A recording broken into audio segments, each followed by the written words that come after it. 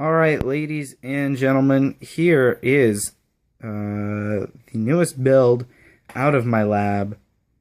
I call it the Snowtrooper. You can read my Facebook page as to why I called it the Snowtrooper. But let's look at the front. There's a USB, microphone, headphone, and a USB 3.0. You can kind of see it's blue there, but it didn't focus probably. Through the window here, there's a vent on the side, and through the window you can see the processor and video card PCB. So let's go ahead and fire it up. As you can see, there's a blue LED fan in there. It's not the brightest blue fan I've ever seen. Can you go ahead and unscrew the side panel? Or hold this while I do it? Okay.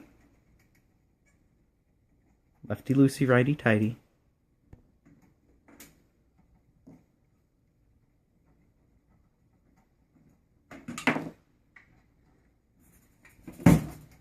Alright, so on the inside, you can see it's kind of a mess, but this case doesn't offer much cable management space anyway, so that's to be expected that the bundle of cables are back here instead of kind of back behind the motherboard. And that also explains why the CPU power runs on the inside and not back through here. It's just not got enough room. So the processor is the Intel Pentium Anniversary Edition. It's on the Z97 PCMate MSI motherboard. We've got 8 gigs instead of 4. Usually this is the kind of budget you can get 4 gigs for, but I've got 8 gigs in here. Of 1866 Corsair Vengeance Pro. They're blue, fit the color scheme. I've also got an MSI R7-260. I would have gotten a 260X, but this is the best I could do and keep it in the budget. The hard drive is a WD blue, you know, good old standard. And the power supply is a 430 watt, 80 plus certified power supply from EVGA. The case is a Thermaltake Commander MSI Snow Edition. That's where I got the name Snowtrooper from. So again, Facebook page. I'll have a link in the description to that, where you can see more stuff about this, and I'll have a link to a parts list of this on here soon.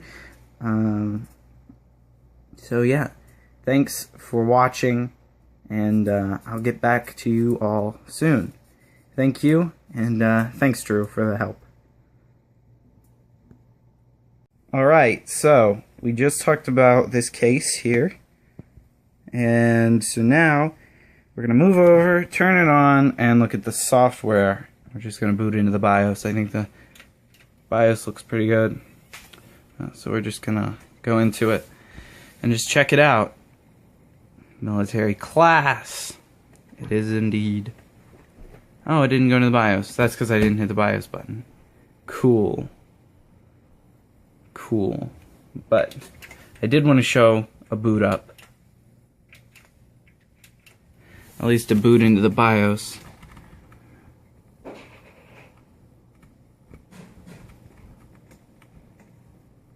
And they're here. That wasn't a word. Oh, there's my finger. I'm recording on my phone, so bear with me. I'm not saying it's a bad camera, I'm saying I'm a bad cameraman. So it tells about the Pentium, the frequency. It is overclockable, very overclockable. An 1866 DRAM, and there's 8 gigs of it. Temperature monitor here right in front, so you don't have to go to the hardware monitor to see that. There's more settings in the hardware monitor and more stuff you can do with it, but I'm not going to get into that right now.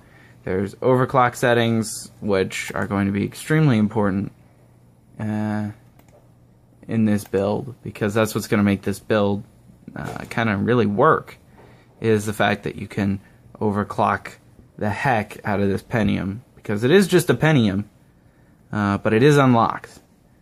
So for what it is, it's not, you know, anything special, but when you overclock it, that's when it gets special.